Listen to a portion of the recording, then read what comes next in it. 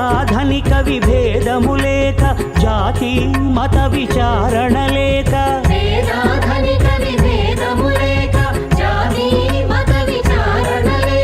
సర్వులు ఒకటై నిర్వహించుటకు సత్యదేవు వ్రతమొక్కటి సాక్షి.